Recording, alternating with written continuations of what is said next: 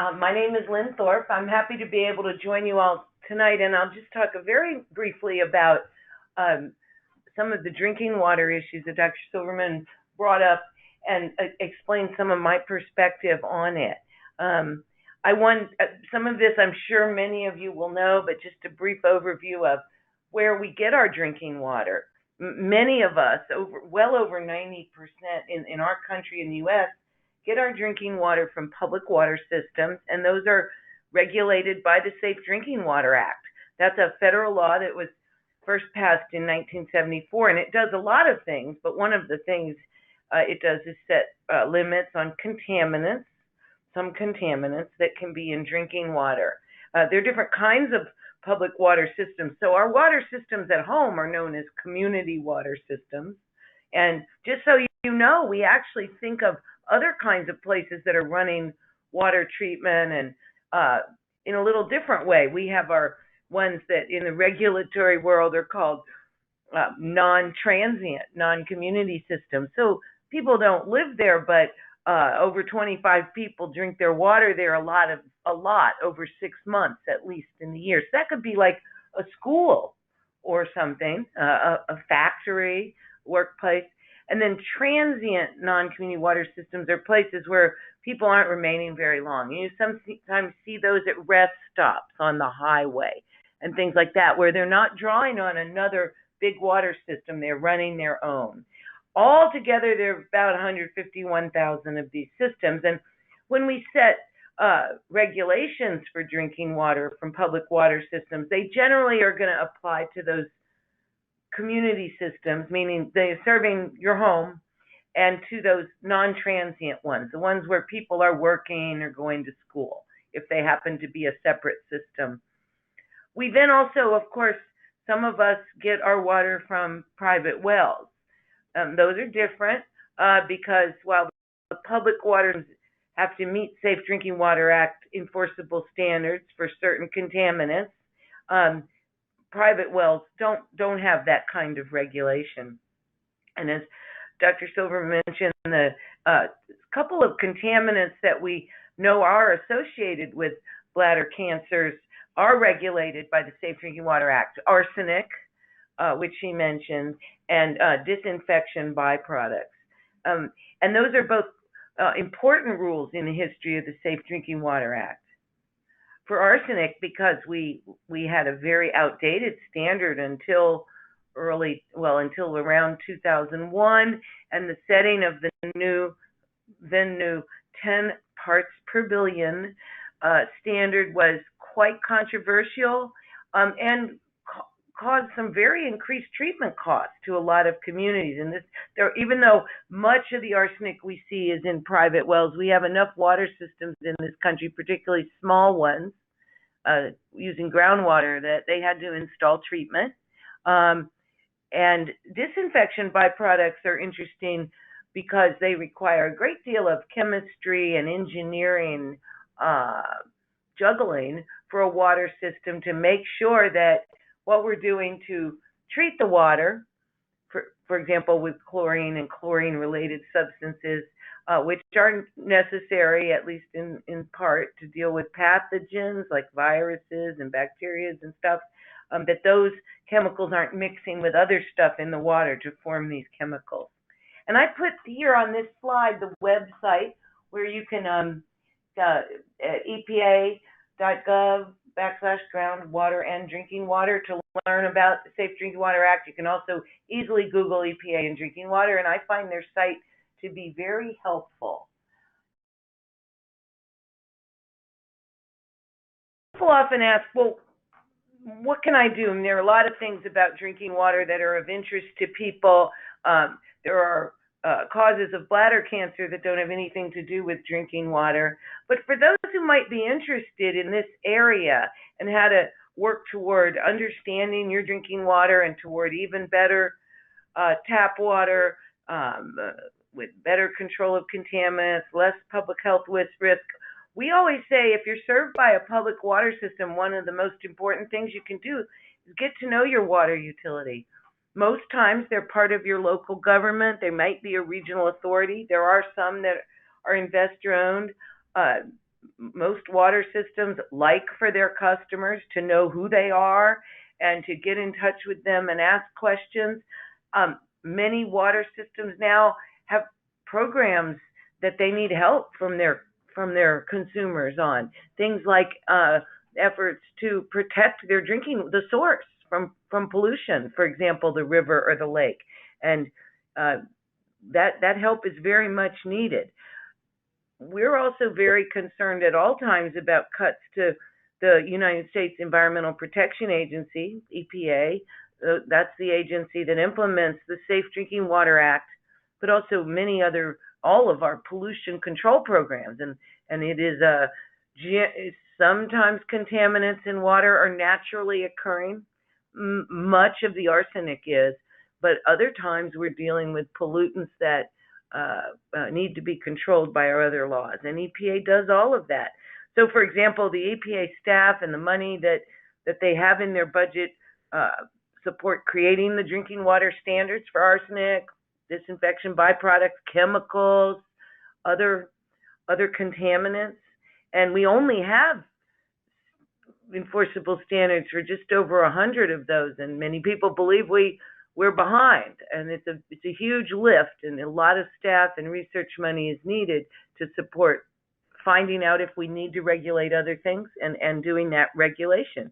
The research that the EPA does on individual contaminants, on supporting and compiling health effects data from other sources on laboratory methods. How do we even test for something? And on treatment, how do we clean it up? This is very important, and the drinking water sector relies a lot on EPA's efforts to support research to help them do their work. So we are advocating for an increase in the research money for EPA in the area of drinking water, not to be cut in other parts of the agency, but we believe it merits increased investment. And you all know that when people get concerned about something in their drinking water, the need for that investment becomes all the more clear. We want to let people know that also your state agency, it's in each state it's different, but it can be your environmental agency or your health agency, are the people on the ground who make sure our water systems are following the Safe Drinking Water Act and who deal with the Safe Drinking Water Act in your state. And so remember that your state's investment can be very important too. And of course, the federal government makes a contribution to help states do this. And that's true of your Clean Water Act as well. And we always like to help people remember that the Safe Drinking Water Act is about what's in that tap water when you're served by a public water system. The Clean Water Act is about that river or lake or bay that is where your drinking water often comes from, and we need to keep that clean as well. And I wanted to let you know that private wells are not regulated by the Safe Drinking Water Act, and there are some federal programs that support testing and that especially help states to help those of us who drink from a private well. And I put here the EPA website. There are other sources of information, like the United States Department of Agriculture, but this one is an easy one to remember and can direct you to both federal resources and state resources in every state. So epa.gov/private wells. So I think the main thing to think about is how large awareness of how our drinking water works, where it comes from, and how it's regulated, and then supporting the funding and the effort that helps us keep all of our water clean, and then, of course, regulate our public water systems appropriately is one important step to taking on the public health risks that we can find in drinking water, including bladder cancer. And there will be movement on some of the regulations that affect bladder cancer over the next few years. We know that EPA is looking at their disinfection byproduct rules, the ones that Dr. Silverman mentioned, right now to see if they need to be updated and to look at all that new health data and at how much occurrence there is of these and see where we need to go. So I would expect to see news on that over the next few years. And thank you all for your interest in drinking water and in protecting public health and in battling bladder cancer. We appreciate it.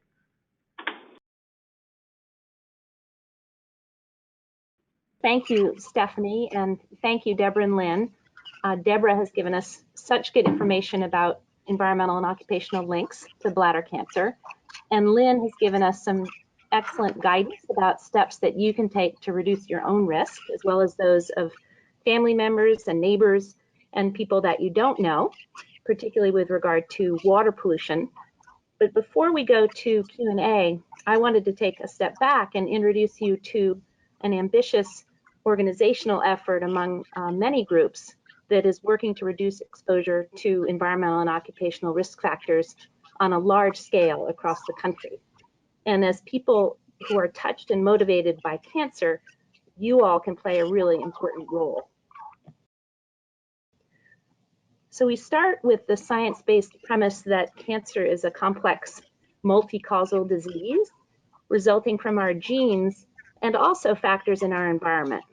And as you've heard from Deborah, for bladder cancer, and it's also true for a number of other kinds of cancer, the rates of new cases have plateaued and in some cases are going down thanks to success in reducing smoking.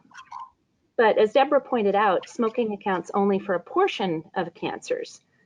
Other factors that are shown as slices in this pie are also important risk factors for cancer, and these include viruses, diet, physical inactivity, ultraviolet radiation, air pollution, and this piece of the pie that is lifted up here, and that's industrial and agricultural chemicals that are put into our food and our water, our air, and our soil. And while it's difficult to know why any one individual developed cancer, we do know that limiting those factors that can be controlled will help prevent cancers across the population. So 4 years ago, a group of folks got together to address this piece of the pie.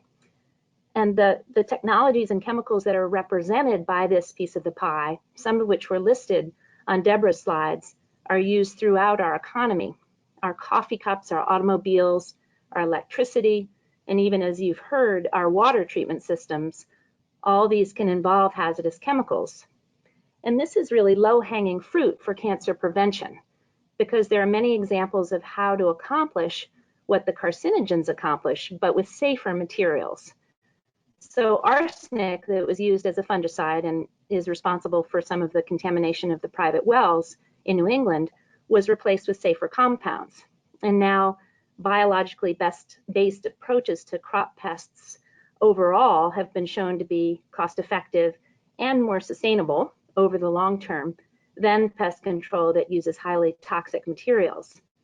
Or another example relevant to bladder cancer, perchloroethylene, which Deborah mentioned, exposes workers in the dry cleaning industry and others, customers or grandchildren of the shop owners who help out. That is a carcinogen and it contributes to bladder and other cancers.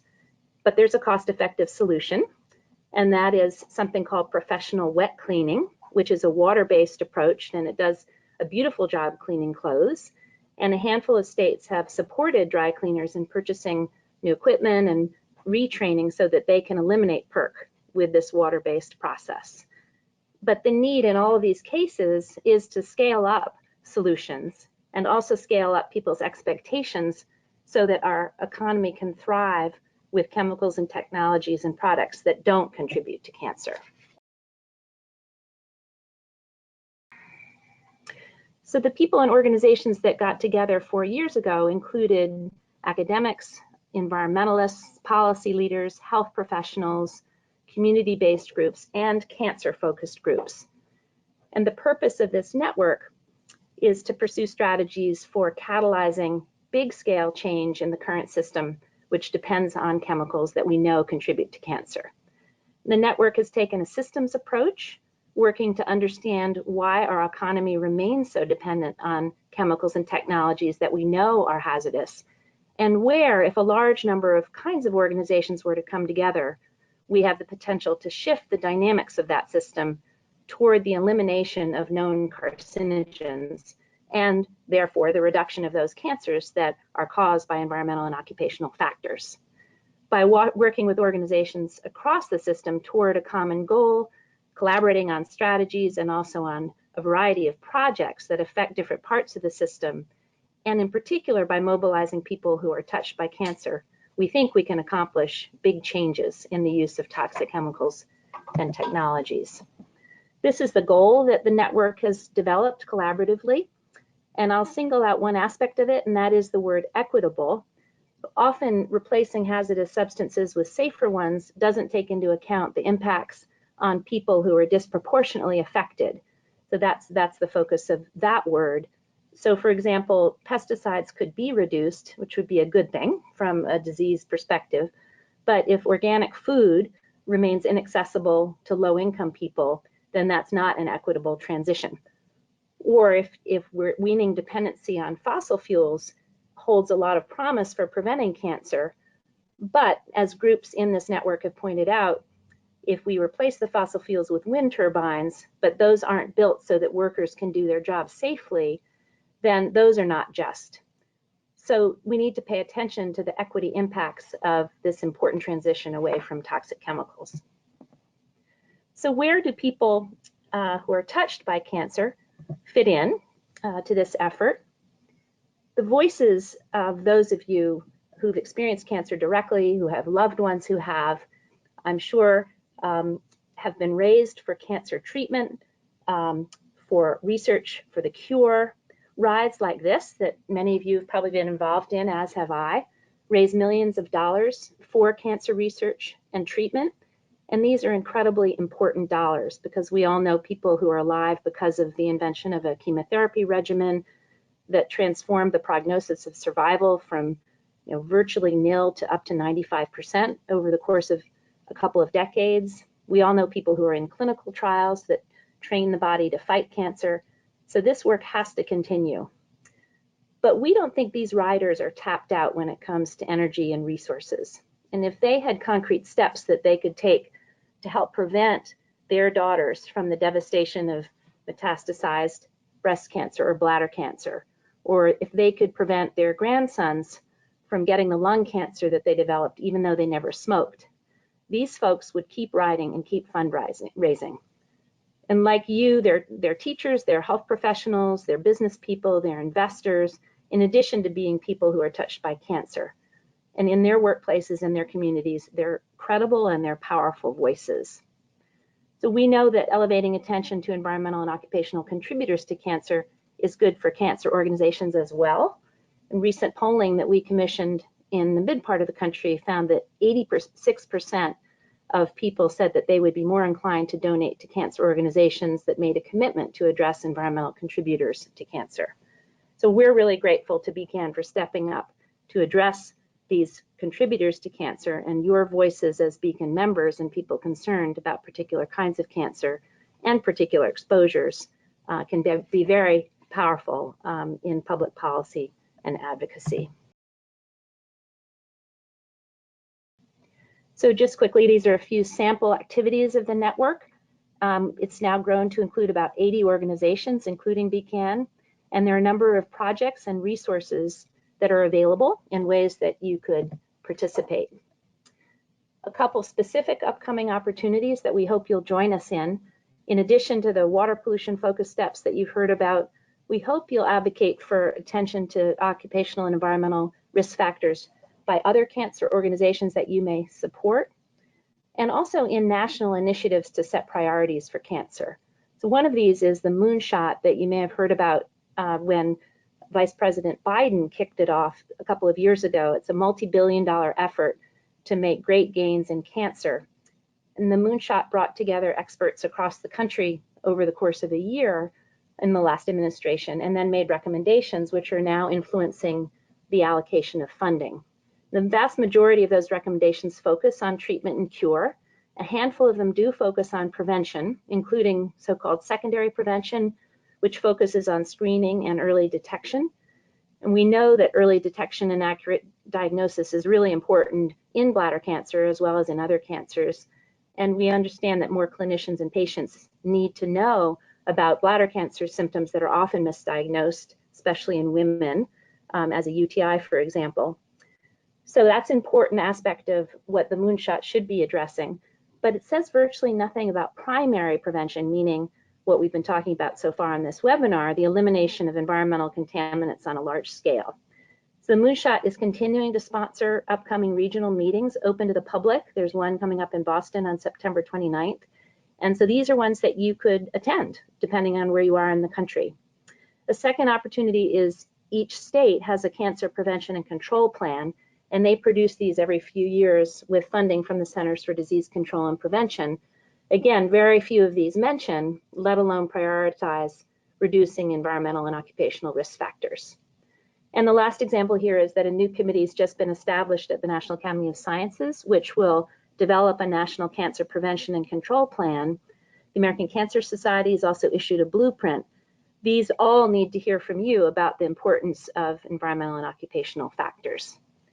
So in conclusion, your voices are important, and please reach out to us either through Beacon or directly to the Cancer-Free Economy Network if you're interested in being involved in the advocacy beyond this evening's webinar. And thank you so much for your attention. So this is how you would reach out to Polly, to Dr. Hoppin. You can reach her at polly_hoppin@uml.edu. And the coordinator there is Amanda Hernandez.